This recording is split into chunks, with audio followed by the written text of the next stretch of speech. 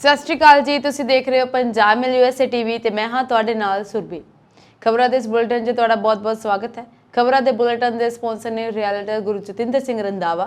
हर तरह की प्रॉपर्टी खरीदण ते वेचण दे लई तुसीं स्क्रीन ते दित्ते नंबरां राहीं इन्हां नूं संपर्क कर सकते हो।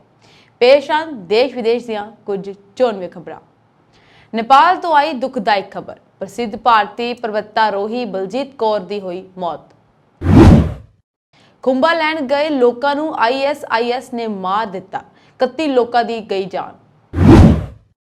सैक्रामेंटो कैलीफोर्निया दे गुरुद्वारे च गोलीबारी ते होर घटनावां लई लोड़ींदे 17 पंजाबियां नूं कीता गया काबू।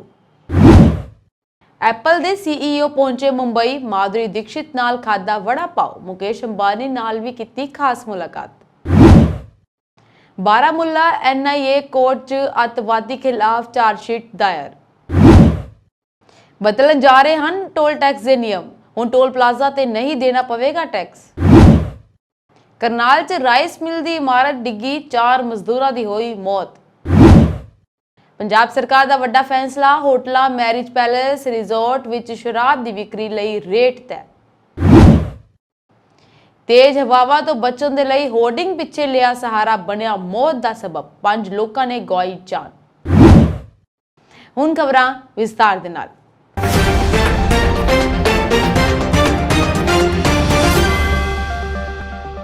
विश्व रिकॉर्ड बनाने वाली भारतीय महिला पर्वतारोही बलजीत कौर दी माउंट अन्नपूर्णा दे कैंप 4 नेड़े शिखर स्थान तो उतरते समय मौत हो जाने की खबर सामने आई है। गौरतलब है कि भारत के राजस्थान के किशनगढ़ का रहने वाला एक होर भारतीय पर्वतारोही अनुराग मालू भी सोमवार को उसे पहाड़ विच कैंप 111 तो उतरते समय लगभग 6000 मीटर तो हेठा डिगन तो बाद लापता है। उसकी मुहिम के आयोजक सेवन स्मिथ ट्रैकर्स ने कहा कि मालू के ठिकाने का अजा पता नहीं है, पर एक खोज मुहिम चल रही है। बलजीत कौर ने 9 अप्रैल को ट्विटर से एक फोटो पोस्ट की सी, जिस च उसने कहा सी कि वह अन्नपूर्णा के बेस कैंप च आराम कर रही है। हिमाचल की इस पर्वतारोही के नाम कई रिकॉर्ड सन। 27 साल की कौर ने बिना ऑक्सीजन के माउंट मनासलू की चोटी सर करने वाली पहली भारतीय औरत का रिकॉर्ड तोड़िया। असली माउंट मनासलू की चोटी सर करने वाली पहली भारतीय औरत और बिना ऑक्सीजन के माउंट मनासलू की चोटी सर करने वाली सब तो छोटी उम्र की औरत बनी। इस्लामिक स्टेट समूह के शक्की लड़ाकिया ने 31 सीरियाई नागरिकों की हत्या कर दी। ब्रिटेन स्थित Syrian observatory for human rights ने भी 4 चरवाहियां की हत्या और 2 जहादियों के अगवा होने की सूचना दी। Syrian observatory for human rights के अनुसार हामा के पूर्व विच रेगिस्तान दे विच खुंबा नूं इकट्ठा करते हुए 31 लोग मारे गए सन। हालांकि इस तो पहला एजेंसी साना ने 26 लोगों की मौत की पुष्टि की सी। सीरिया 12 साल तो जंग लड़ रहा है और इस कारण वह वड्डे आर्थिक संकट का सामना कर रहा। अजिहे च सीरिया के लोग रेगिस्तान च खुंबा नूं इकट्ठा करते हैं और उन्हां तो उच्ची कीमत वसूलते हैं। कहा जाता है कि सैकड़े गरीब सीरियाई हर साल फरवरी और अप्रैल के विचकार मारथुल जा बदिया विच मशरूमां की भाल करन जाते हैं। दरअसल सीरिया दे विच एक मौसम विच सब्जियां महंगियां हो जांदियां हन और सीरियाई लोग खाण लई मशरूम लैण लई रेगिस्तान दे विच जांदे सन। साइज और ग्रेड के हिसाब नाल इन्हां नूं 25 रुपए प्रति किलो तक वेचिया जा सकता है। उत्तरी कैलीफोर्निया दीआं कई काउंटियां दे विच फैले पंजाबी भाईचारे च अपराधिक मामलिਆਂ ਦੀ ਜਾਂਚ ਦੇ मद्देनजर 17 पंजाबी मुंडिਆਂ ਨੂੰ गिरफ्तार किया गया है। ਅਤੇ ਅਧਿਕਾਰੀਆਂ ਦਾ ਕਹਿਣਾ ਹੈ ਕਿ ਇਹ ਅਪਰਾਧੀ ਸਟਾਕਟਨ, ਸੈਕਰਾਮੈਂਟੋ ਅਤੇ ਹੋਰ ਸਥਾਨਾਂ ਦੇ ਵਿੱਚ ਸਿੱਖ ਗੁਰਦੁਆਰੇ ਦੇ ਵਿੱਚ ਗੋਲੀਬਾਰੀ ਨਾਲ ਤੇ ਹੋਰ ਮਾਮਲਿਆਂ ਨਾਲ ਸੰਬੰਧਿਤ ਹਨ। ਵੱਖ-ਵੱਖ ਕਾਨੂੰਨੀ ਏਜੰਸੀਆਂ ਵੱਲੋਂ ਅਭਿਆਨ ਤਹਿਤ ਏਜੰਟਾਂ ਨੇ ਐਤਵਾਰ ਨੂੰ 20 ਥਾਵਾਂ ਤੇ ਸਰਚ ਵਾਰੰਟ ਚਲਾਏ ਗਏ ਅਤੇ 41 ਹਥਿਆਰ ਜ਼ਬਤ ਕੀਤੇ। ਕੁਝ ਹਥਿਆਰਾਂ ਵਿੱਚ ਇੱਕ एयर 15 AK-47 हैंडगन ਅਤੇ ਘੱਟੋ ਘੱਟ ਇੱਕ ਮਸ਼ੀਨ ਗਨ ਸ਼ਾਮਲ ਸੀ।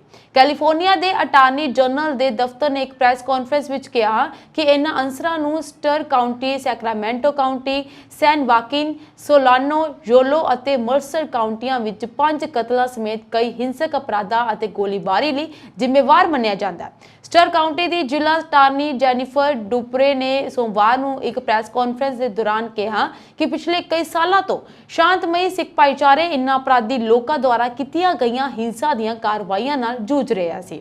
ਡੁਪਰੇ ਨੇ ਕਿਹਾ, ਇਹ ਹਿੰਸਾ 2018 ਵਿੱਚ ਸਿੱਖ ਪਰੇਡ ਦੇ ਵਿੱਚ ਮੁੱਠਭੇੜਾਂ ਅਤੇ ਤਲਵਾਰਾਂ ਦੇ ਹਮਲਿਆਂ ਨਾਲ ਸ਼ੁਰੂ ਹੋਈ ਅਤੇ ਗੋਲੀਬਾਰੀ ਤੱਕ ਵੱਧ ਗਈ ਤੇ ਬਾਅਦ ਚ ਸਤੰਬਰ 2021 ਵਿੱਚ ਯੂਬਾ ਸਿਟੀ ਵਿੱਚ ਇੱਕ ਵਿਆਹ ਦੀ ਪਾਰਟੀ ਵਿੱਚ ਵੀ ਗੋਲੀਬਾਰੀ ਹੋਈ। ਉਦੋਂ ਤੋਂ ਸਮੂਹ 10 ਹੋਰ ਗੋਲੀਬਾਰੀ ਵਿੱਚ ਸ਼ਾਮਲ ਹੋਏ ਹਨ ਅਤੇ ਹੁਣ ਤੱਕ ਕੁੱਲ 11 ਆਦਮੀਆਂ ਨੂੰ ਗੋਲੀ ਮਾਰ ਦਿੱਤੀ ਗਈ ਹੈ। ਉਸਨੇ ਇਹ ਵੀ ਕਿਹਾ ਕਿ ਇਸ ਵਿੱਚ ਅਗਸਤ 2022 ਦੇ ਵਿੱਚ ਸਟਾਕਟਨ ਵਿੱਚ ਸਿੱਖ ਗੁਰਦੁਆਰੇ ਦੇ ਬਾਹਰ ਗੋਲੀਬਾਰੀ ਕਰਨ ਵਾਲੇ 5 ਵਿਅਕਤੀ ਅਤੇ ਪਿਛਲੇ ਮਹੀਨੇ ਸੈਕਰਾਮੈਂਟੋ ਵਿੱਚ ਸਿੱਖ ਗੁਰਦੁਆਰੇ ਵਿੱਚ 2 ਵਿਅਕਤੀਆਂ ਨੂੰ ਗੋਲੀ ਮਾਰੀ ਗਈ ਸੀ। ਅਧਿਕਾਰੀਆਂ ਨੇ ਕਿਹਾ ਕਿ ਦਸੰਬਰ 2022 ਦੇ ਵਿੱਚ ਵੁੱਡਲੈਂਡ ਗੋਲੀਬਾਰੀ ਤੋਂ ਪੈਦਾ ਹੋਏ ਕਤਲ ਅਤੇ ਕਤਲ ਦੀ ਕੋਸ਼ਿਸ਼ ਦੇ ਦੋਸ਼ ਹੇਠ 2 ਲੋਕ ਭਾਰਤ ਵਿੱਚ ਕਈ ਕਤਲਾਂ ਲਈ ਲੋੜੀਂਦੇ ਹਨ। ਅਟਾਰਨੀ ਜਨਰਲ ਰੋਬ ਬੋਂਟਾ ਨੇ ਕਿਹਾ, ਅੱਜ ਕੈਲੀਫੋਰਨੀਆ ਡਿਪਾਰਟਮੈਂਟ ਆਫ ਜਸਟਿਸ ਏਜੰਟਾਂ ਅਤੇ ਸਟਰ ਕਾਉਂਟੀ ਵਿੱਚ ਲਾਅ ਇਨਫੋਰਸਮੈਂਟ ਏਜੰਸੀਆਂ ਦੁਆਰਾ ਸਹਿਯੋਗ ਕੰਮ ਕਰਨ ਦੇ ਢੰਗ ਅਤੇ ਤੇਜ਼ ਕਾਰਵਾਈ ਲਈ ਧੰਨਵਾਦੀ ਹੈ। ਕਿਸੇ ਵੀ ਪਰਿਵਾਰ ਨੂੰ ਕਦੇ ਵੀ ਆਂਢ ਗੁਆਂਢ ਵਿੱਚ ਗੋਲੀਬਾਰੀ ਜਾਂ ਬੰਦੂਕ ਦੀ ਹਿੰਸਾ ਦੇ ਹੋਰ ਰੂਪਾਂ ਬਾਰੇ ਚਿੰਤਾ ਨਹੀਂ ਕਰਨੀ ਚਾਹੀਦੀ ਜਿੱਥੇ ਉਹਨਾਂ ਦੇ ਬੱਚੇ ਰਹਿੰਦੇ ਹਨ ਅਤੇ ਖੇਡਦੇ ਹਨ। ਅਟਾਰਨੀ ਜਨਰਲ ਦਫ਼ਤਰ ਦੇ ਅਨੁਸਾਰ ਕੈਲੀਫੋਰਨੀਆ ਦੇ ਨਿਆਂ ਵਿਭਾਗ, ਫੈਡਰਲ ਬਿਊਰੋ ਆਫ ਇਨਵੈਸਟੀਗੇਸ਼ਨ ਅਤੇ ਕਈ ਸਥਾਨਕ ਏਜੰਸੀਆਂ ਸਮੇਤ ਘੱਟੋ-ਘੱਟ 20 ਏਜੰਸੀਆਂ ਨੇ ਜਾਂਚ ਦੇ ਵਿੱਚ ਹਿੱਸਾ ਲਿਆ।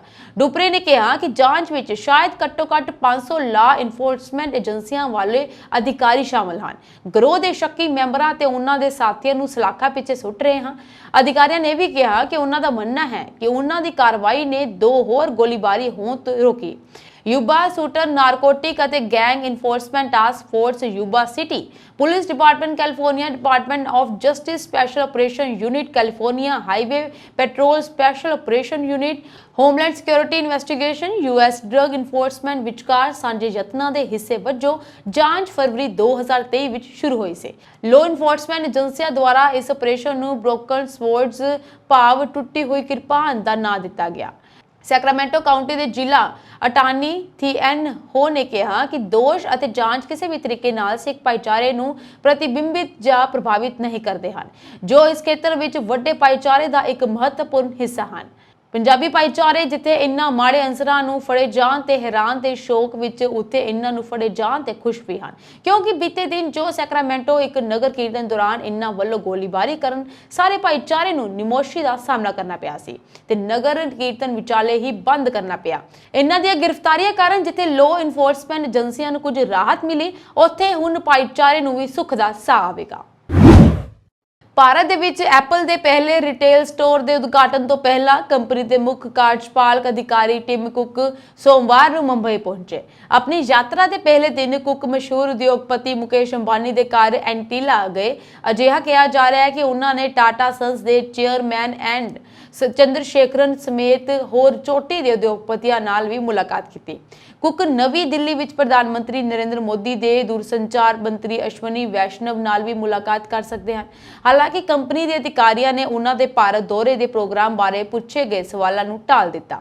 ਉਹਨਾਂ ਨੇ ਅੰਬਾਨੀ ਪਰਿਵਾਰ ਦੇ ਮਨਪਸੰਦ ਰੈਸਟੋਰੈਂਟ ਦੇ ਵਿੱਚ ਅਦਾਕਾਰ ਮਾਧੁਰੀ ਦੀਕਸ਼ਿਤ ਨਾਲ ਵੜਾ ਪਾਓ ਵੀ ਖਾਧਾ।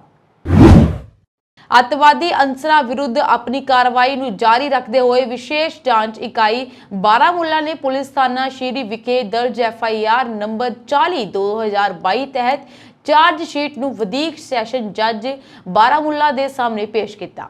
ਇਹ ਮਾਮਲਾ ਵਾਸਰਨ ਤਾਰੀਪੋਰਾ ਦੇ ਜੰਗਲਾਂ 'ਚ ਇੱਕ ਅੱਤਵਾਦੀ ਨਿਸਾਰ ਅਹਿਮਦ ਭੱਟ ਦੀ ਗ੍ਰਿਫਤਾਰੀ ਨਾਲ ਸੰਬੰਧਿਤ ਹੈ, ਜੋ ਹੋਰ ਅੱਤਵਾਦੀਆਂ ਨਾਲ ਮਿਲ ਕੇ ਇਲਾਕੇ 'ਚ ਅੱਤਵਾਦੀ ਗਤੀਵਿਧੀਆਂ ਨੂੰ ਅੰਜਾਮ ਦੇਣ ਦੀ ਸਾਜ਼ਿਸ਼ ਰਚ ਰਿਹਾ ਸੀ। ਉਹਨਾਂ ਫੌਜ ਦੀ 52 ਰਾਸ਼ਟਰੀ ਰਾਈਫਲਸ, 44 ਰਾਸ਼ਟਰੀ ਰਾਈਫਲਸ, ਕੇਂਦਰੀ ਰਿਜ਼ਰਵ ਪੁਲਿਸ ਫੋਰਸ ਦੀ 53 ਕੋਰ ਅਤੇ ਜੰਮੂ ਕਸ਼ਮੀਰ ਪੁਲਿਸ ਦੀ ਇੱਕ ਸਾਂਝੀ ਟੀਮ ਵੱਲੋਂ ਜੰਗਲਾਂ ਦੇ ਵਿੱਚ ਚਲਾਈ ਗਈ ਤਲਾਸ਼ੀ ਮੁਹਿੰਮ ਦੌਰਾਨ ਗ੍ਰਿਫਤਾਰ ਕੀਤਾ ਗਿਆ। ਚਾਰਜ ਸ਼ੀਟ ਬਾਰਾਮੂਲਾ ਜ਼ਿਲ੍ਹਾ ਜੇਲ੍ਹ 'ਚ ਬੰਦ ਅੱਤਵਾਦੀ ਨਿਸਾਰ ਅਹਿਮਦ ਪੁੱਤਰ ਮੁਹੰਮਦ ਅਕਬਰ ਵਾਸੀ ਸ਼ਰਕਵਾੜਾ ਅਤੇ ਮਾਰੇ ਗਏ ਅੱਤਵਾਦੀ ਹਿਲਾਲ ਅਹਿਮਦ ਸ਼ੇਖ ਵਿਰੁੱਧ ਪੇਸ਼ ਕੀਤਾ ਗਿਆ ਸੀ। ਇਸ ਤੋਂ ਇਲਾਵਾ ਉਸਮਾਨ ਉਰਫ ਉਸਮਾਨ ਭਾਈ ਅਤੇ ਅਲੀ ਸਜਾਦ ਉਰਫ ਸਜਾਦ ਭਾਈ ਦੋਵੇਂ ਵਾਸੀ ਪਾਕਿਸਤਾਨ ਦੇ ਸਬੰਧ 'ਚ ਜਾਂਚ ਜਾਰੀ ਰਹੇਗੀ। ਹਾਈਵੇ ਤੇ ਸਫ਼ਰ ਕਰਨ ਵਾਲਿਆਂ ਲਈ ਵੱਡੀ ਖਬਰ ਹੈ। ਅਕਸਰ ਹਾਈਵੇ ਤੇ ਸਫ਼ਰ ਕਰਨ ਵਾਲਿਆਂ ਨੂੰ ਟੋਲ ਟੈਕਸ ਦੇਣਾ ਪੈਂਦਾ ਹੈ, ਪਰ ਕੇਂਦਰ ਸਰਕਾਰ ਜਲਦੀ ਟੋਲ ਟੈਕਸ ਨਾਲ ਜੁੜੇ ਨਿਯਮਾਂ ਦੇ ਵਿੱਚ ਬਦਲਾਅ ਕਰਨ ਜਾ ਰਹੀ ਹੈ। ਨਿਤਿਨ ਗਡਕਰੀ ਨੇ ਇਸ ਦੀ ਜਾਣਕਾਰੀ ਦਿੱਤੀ ਹੈ। ਦੱਸ ਦਈਏ ਕਿ ਟੋਲ ਟੈਕਸ ਨਾਲ ਜੁੜਿਆ ਬਿੱਲ ਲਿਆਉਣ ਦੀ ਯੋਜਨਾ ਹੈ। ਜਾਣਕਾਰੀ ਦਿੰਦੇ ਹੋਏ ਸੜਕੀ ਆਵਾਜਾਈ ਅਤੇ ਰਾਜਮਾਰਗ ਮੰਤਰੀ ਨਿਤਿਨ ਗਡਕਰੀ ਨੇ ਕਿਹਾ ਕਿ ਟੋਲ ਟੈਕਸ ਦਾ ਭੁਗਤਾਨ ਨਾ ਕਰਨ ਤੇ ਕਿਸੇ ਵੀ ਤਰ੍ਹਾਂ ਦੀ ਸਜ਼ਾ ਦੀ ਵਿਵਸਥਾ ਨਹੀਂ ਹੈ।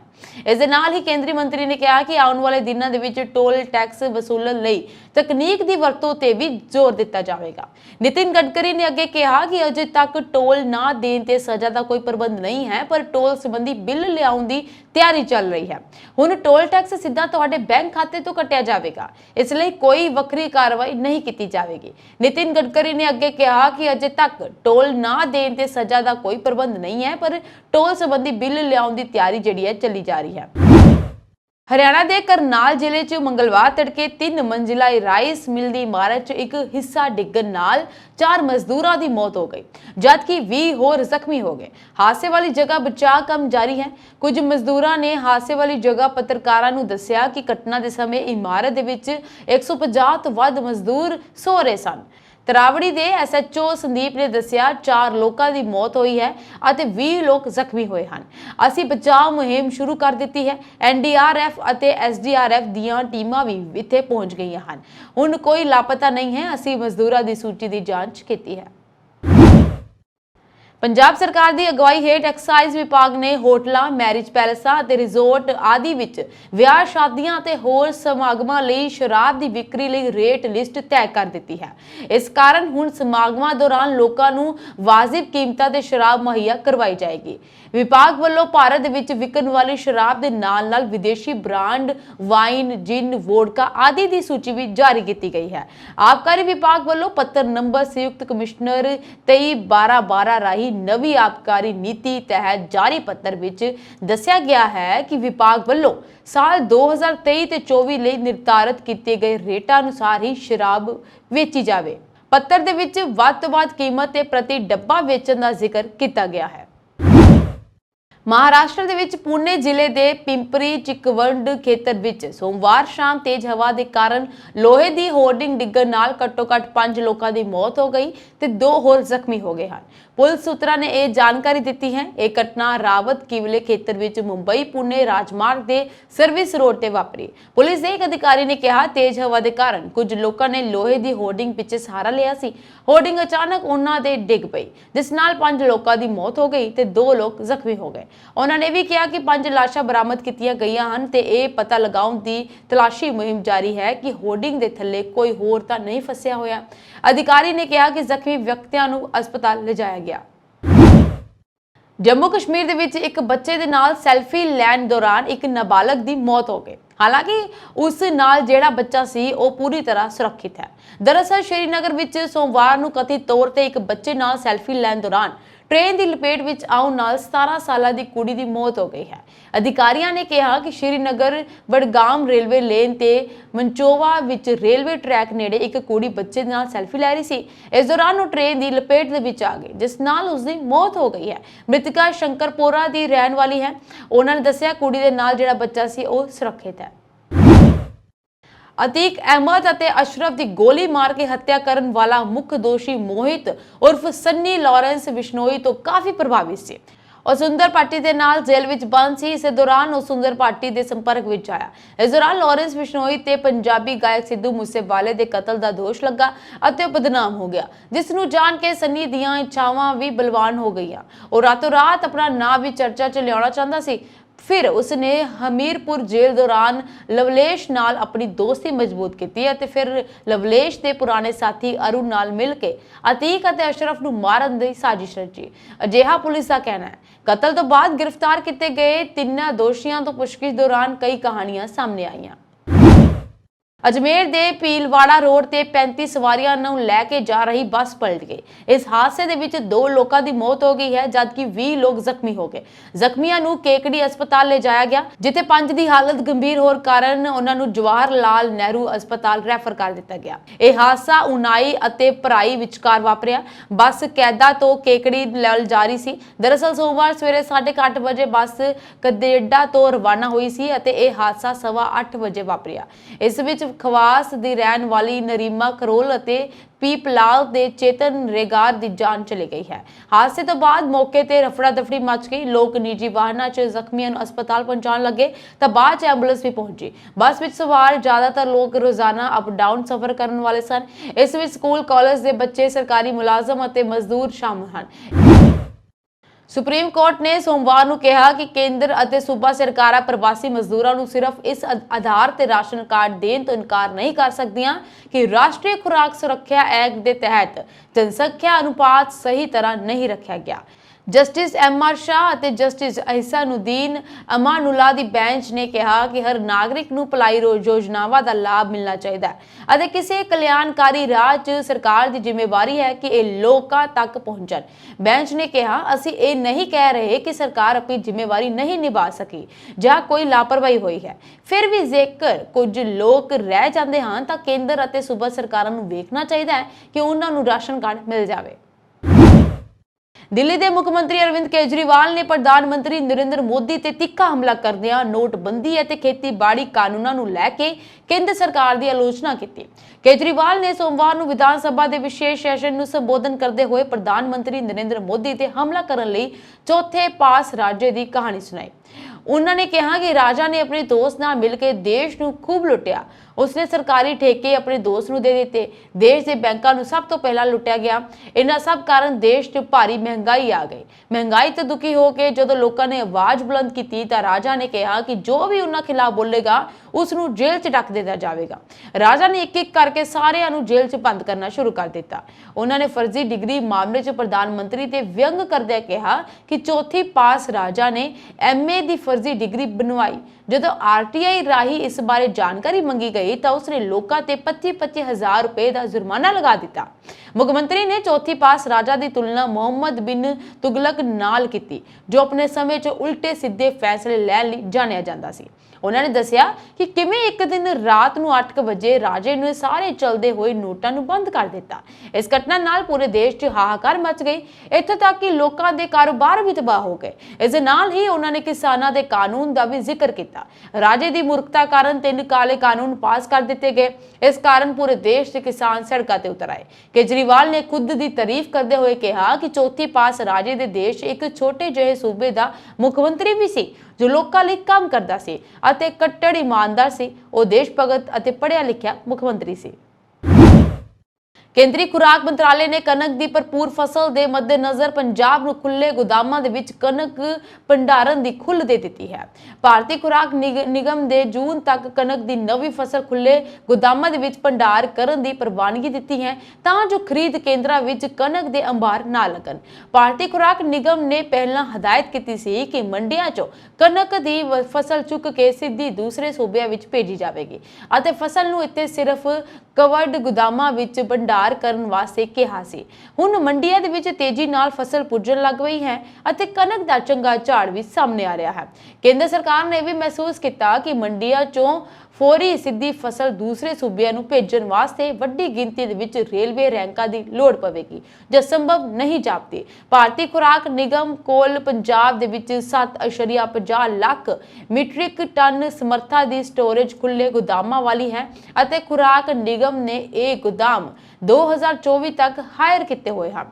ਭਾਰਤੀ ਖੁਰਾਕ ਨਿਗਮ ਦੇ ਖੇਤਰੀ ਜਨਰਲ ਮੈਨੇਜਰ B श्रीनिवासन ने पुष्टि की कि खुले गोदामां दे विच भी कणक भंडार की जा सकती है।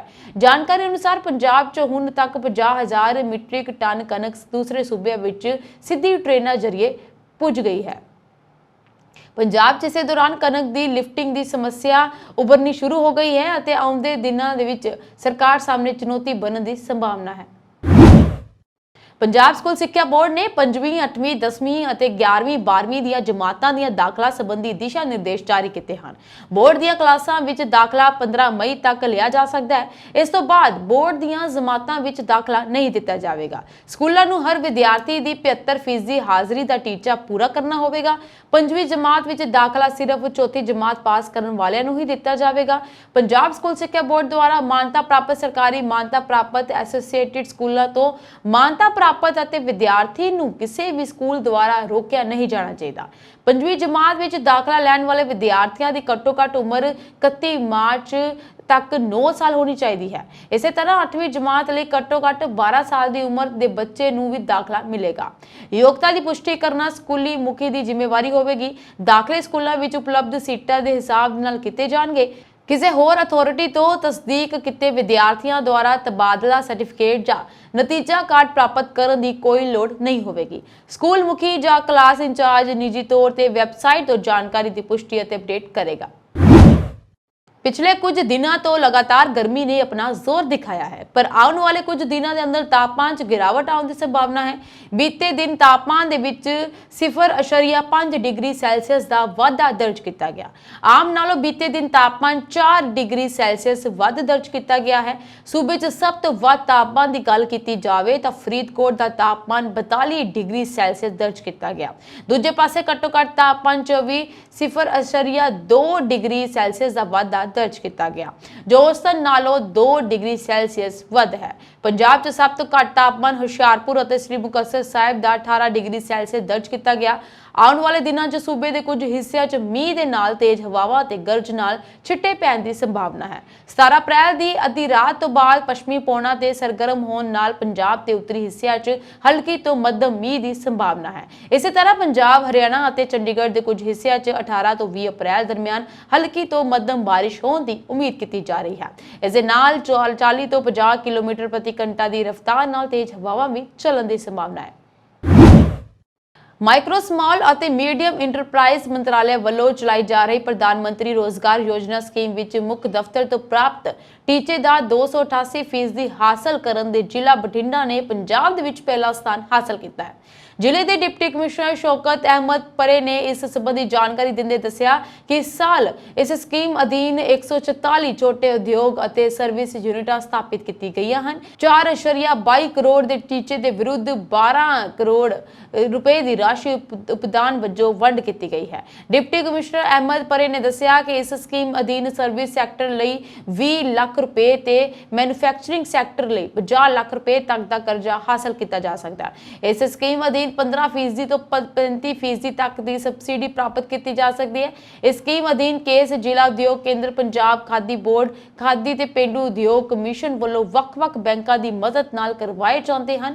जनरल मैनेजर जिला उद्योग केंद्र बतौर नोडल अधिकारी स्कीम लागू करता है। पंजाब के मुख्यमंत्री भगवंत मान वालों नशियां विरुद्ध किए गए बड़े ऐलान जिसका जिक्र उन्होंने खुद ट्विटर पर किया है। उन्होंने सरकारी अधिकारियों ते सियासतदानों की नींद उड़ा दी है, जो पिछलियां सरकारों समेत नशियां के काले कारोबार नाल जुड़े होने की चर्चावां च रहे हैं। अहम पहल यह है कि जिस तर्ज ते सरदार मान ने अज बहुत थोड़े शब्दों में नशियां विरुद्ध जंग शुरू की, हुण उम्मीद की जा रही है कि फगवाड़ा समेत पूरे पंजाब में पिछले लंबे समय तो ड्रग माफिया बना के सिर्फ पैसे के खातर पंजाब समेत आस-पास के सूबे आदि विच नौजवान पीढ़ी नूं नशियां दी आदि बना रही है। उन्हां खिलाफ वड्डी कानूनी कार्रवाई होवेगी। जिक्रयोग है कि सूबे विच सरगर्म ड्रग माफिया दे जिथे कई हाई प्रोफाइल सियासतदानां नाल संबंध हैं, उत्ते ही इस काले नैटवर्क दे विच ओ पुलिस समेत कई थावां ते तैनात सरकारी अधिकारियों नाल मजबूती नाल जुड़े हुए हैं। हालत यह है कि नशिया दे गंदे काले कारोबार तो होने वाली करोड़ों अरबां दी कमाई विच उन्हां दा हिस्सा है, जिस कारण उन्हां दी जीवन शैली दी किंग साइज बनी हुई है। जेकर पंजाब पुलिस दे ट्रैक रिकॉर्ड अते फगवाड़ा समेत जिला कपूरथला नाल लगदे जिलिਆਂ ਦੇ ਵਿੱਚ पिछले समय दौरान दर्ज होए पुलिस केसां ते नजर मारीए तो फगवाड़ा का नाम ड्रग रैकेट्स विच खास तौर ते इत्थों दे लो गेट इलाके संबंधी जिथे सूत्रा का दावा है कि इत्थे दुनिया के सब तो महंगे अते सस्ते नशे आदि बेचे जाते हैं ने अपनी अलग पछाण बनाई है। बिजली का झटका लगन नाल एक व्यक्ति की मौत हो जाने की खबर सामने आई है। जानकारी अनुसार लखविंदर सिंह वासी ਹੰਡਿਆਇਆ ਬਾਥਰੂਮ ਦੇ ਵਿੱਚ ਨਹਾਉਣ ਲਈ ਗਿਆ ਸੀ। ਜਦੋਂ ਉਸਨੇ ਬਾਥਰੂਮ ਦੇ ਅੰਦਰ ਗੀਜ਼ਰ ਔਨ ਕੀਤਾ ਤਾਂ ਉਸ ਨੂੰ ਕਰੰਟ ਲੱਗ ਗਿਆ। ਇਸ ਦੌਰਾਨ ਉਹ ਉੱਥੇ ਹੀ ਡਿੱਗ ਪਿਆ। ਜਦੋਂ ਉਸ ਨੂੰ ਬਾਥਰੂਮ ਵਿੱਚ ਕਾਫੀ ਦੇਰ ਲੱਗੀ ਤਾਂ ਉਸਦੇ ਪਰਿਵਾਰਕ ਮੈਂਬਰਾਂ ਨੇ ਜਾ ਕੇ ਦੇਖਿਆ ਕਿ ਕਰੰਟ ਲੱਗਣ ਨਾਲ ਉਹ ਹੇਠਾਂ ਡਿੱਗਿਆ ਹੋਇਆ ਸੀ। ਪਰਿਵਾਰਕ ਮੈਂਬਰਾਂ ਨੇ ਉਸ ਨੂੰ ਤੁਰੰਤ ਸਿਵਲ ਹਸਪਤਾਲ ਬਰਨਾਲਾ ਵਿੱਚ ਦਾਖਲ ਕਰਵਾਇਆ, ਜਿੱਥੇ ਡਾਕਟਰਾਂ ਨੇ ਉਸ ਨੂੰ ਮ੍ਰਿਤਕ ਕਰਾਰ ਕਰ ਦਿੱਤਾ। ਮ੍ਰਿਤਕ ਕਿਸਾਨ ਸੀ ਅਤੇ ਉਸਦੇ ਪੁੱਤਰ ਹਨ। ਹਮੇਸ਼ਾ ਸੁਰਖੀਆਂ ਦੇ ਵਿੱਚ ਰਹਿਣ ਵਾਲਾ ਸਿਵਲ ਹਸਪਤਾਲ ਫਿਰ ਸੁਰਖੀਆਂ 'ਚ ਆ ਗਿਆ ਹੈ। ਸਿਵਲ ਹਸਪਤਾਲ ਦੇ ਮਦਰ ਐਂਡ ਚਾਈਲਡ ਵਿਭਾਗ ਅੰਦਰੋਂ ਤੜਕੇ ਸਵੇਰੇ ਇੱਕ ਜੋੜੇ ਨੇ ਨਵਜਨਮਿਆ ਬੱਚਾ ਚੋਰੀ ਕਰ ਲਿਆ। ਚੋਰੀ ਤੋਂ ਪਹਿਲਾਂ ਉਹਨਾਂ ਨੇ ਬੇਹੋਸ਼ੀ ਦਾ ਸਪਰੇਅ ਕੀਤਾ ਸੀ। ਬੱਚੇ ਨੂੰ ਚੁੱਕਣ 'ਚ ਜੋੜੇ ਨੇ ਆਪਣੇ 8 ਸਾਲ ਦੀ ਧੀ ਦੀ ਵਰਤੋਂ ਕੀਤੀ। ਬੱਚਾ ਚੋਰੀ ਦੀ ਸੂਚਨਾ ਮਿਲਣ ਤੋਂ ਬਾਅਦ AGCP ਰਮਨਦੀਪ ਸਿੰਘ ਭੁੱਲਰ ਥਾਣਾ ਡਿਵੀਜ਼ਨ ਨੰਬਰ 2 ਦੇ SHO Amritpal Sharma police party ਦੇ ਨਾਲ ਪੁੱਜ ਗਏ। ਉਹਨਾਂ ਨੇ ਤੁਰੰਤ ਹਸਪਤਾਲ ਦੇ CCTV ਕੈਮਰੇ ਚੈੱਕ ਕੀਤੇ। ਉਹਨਾਂ ਨੇ ਮੁਲਜ਼ਮਾਂ ਦੀ ਫੁਟੇਜ ਮਿਲ ਗਈ, ਜਿਸ ਤੋਂ ਬਾਅਦ ਪੁਲਿਸ ਅਧਿਕਾਰੀਆਂ ਨੇ ਬੱਚਾ ਲੱਭਣ ਲਈ ਵੱਖ-ਵੱਖ ਟੀਮਾਂ ਲਗਾ ਦਿੱਤੀਆਂ। ਪੁਲਿਸ ਨੇ ਸਿਰਫ 12 ਘੰਟਿਆਂ 'ਚ ਕੇਸ ਹੱਲ ਕਰਕੇ ਨਵਜਨਮੇ ਬੱਚੇ ਨੂੰ ਸਹੀ ਸਲਾਮਤ ਬਰਾਮਦ ਕਰ ਲਿਆ ਤੇ ਚੋਰੀ ਕਰਨ ਵਾਲੇ ਜੋੜੇ ਨੂੰ ਵੀ ਕਾਬੂ ਕਰ ਲਿਆ। ਮੁਲਜ਼ਮ ਸਾਹਿਲ ਅਤੇ ਉਸਦੀ ਪਤਨੀ ਪ੍ਰੀਤੀ ਖਿਲਾਫ ਥਾਣਾ ਡਿਵੀਜ਼ਨ ਨੰਬਰ 2 ਵਿੱਚ ਪਰਚਾ ਦਰਜ ਕੀਤਾ ਗਿਆ ਹੈ। ਮੰਗਲਵਾਰ ਨੂੰ ਮੁਲਜ਼ਮਾਂ ਨੂੰ ਅਦਾਲਤ 'ਚ ਪੇਸ਼ ਕੀਤਾ ਜਾਵੇਗਾ। ਪੁਲਿਸ ਕਮਿਸ਼ਨਰ ਮਨਦੀਪ ਸਿੰਘ ਸਿੱਧੂ ਨੇ ਦੱਸਿਆ ਕਿ ਮੁਲਜ਼ਮ ਔਰਤ ਪ੍ਰੀਤੀ ਖੁਦ ਇੱਕ ਨਿੱਜੀ ਹਸਪਤਾਲ 'ਚ ਸਟਾਫ ਨਰਸ ਹੈ। ਉਸਦਾ ਪਤੀ ਮਜ਼ਦੂਰੀ ਕਰਦਾ ਹੈ ਅਤੇ ਪਾਮੀਆਂ ਕਲਾਂ ਇਲਾਕੇ 'ਚ ਇੱਕ ਕਿਰਾਏ ਦੇ ਮਕਾਨ ਦੇ ਵਿੱਚ ਰਹਿੰਦੇ ਹਨ। ਥਾਣਾ ਮਕਸੂਦਾ ਅਧੀਨ ਆਉਂਦੇ ਪਿੰਡ ਸ਼ੇਖੇ ਵਿਖੇ ਸਥਿਤ ਵੇਸਟ ਕਾਗਜ਼ ਦੇ ਗੋਡਾਊਨ ਵਿੱਚ ਦੇਰ ਰਾਤ ਭਿਆਨਕ ਅੱਗ ਲੱਗਣ ਨਾਲ ਭਾਰੀ ਨੁਕਸਾਨ ਹੋਣ ਦੀ ਸੂਚਨਾ ਪ੍ਰਾਪਤ ਹੋਈ। ਇਸ ਦੀ ਜਾਣਕਾਰੀ ਪਿੰਡ ਵਾਸੀਆਂ ਵੱਲੋਂ ਗੋਡਾਊਨ ਦੇ ਮਾਲਕ ਅਸ਼ਵਨੀ ਕੁਮਾਰ ਪੁੱਤਰ ਜਗਦੀਸ਼ ਚੰਦਰ ਵਾਸੀ ਅਰਬਨ ਸਟੇਟ ਗੜਾ ਨੂੰ ਦਿੱਤੀ ਗਈ, ਜਿਨ੍ਹਾਂ ਨੇ ਮੌਕੇ ਤੇ ਆ ਕੇ ਫਾਇਰ ਬ੍ਰਿਗੇਡ ਦੀ ਟੀਮ ਅਤੇ ਥਾਣਾ ਮਕਸੂਦਾ ਦੀ ਪੁਲਿਸ ਨੂੰ ਸੂਚਿਤ ਕੀਤਾ। ਸੂਚਨਾ ਮਿਲਦੇ ਹੀ ਥਾਣਾ ਮਕਸੂਦਾ ਦੇ ਪੁਲਿਸ ਅਤੇ ਫਾਇਰ ਬ੍ਰਿਗੇਡ ਦੀ ਟੀਮ ਮੌਕੇ ਤੇ ਪਹੁੰਚੀ ਅਤੇ ਅੱਗ ਤੇ ਕਾਬੂ ਪਾਇਆ। ਇਹ ਸਨ ਦੇਸ਼ ਵਿਦੇਸ਼ ਦੀਆਂ ਕੁਝ ਚੋਣਵੀਆਂ ਖਬਰਾਂ। ਹੋਰ ਖਬਰਾਂ ਦੇ ਨਾਲ ਜੁੜੇ ਰਹਿਣ ਦੇ ਲਈ ਤੁਸੀਂ ਬਨੇ ਰਹੋ ਪੰਜਾਬ ਮੇਲ USA TV ਦੇ ਨਾਲ।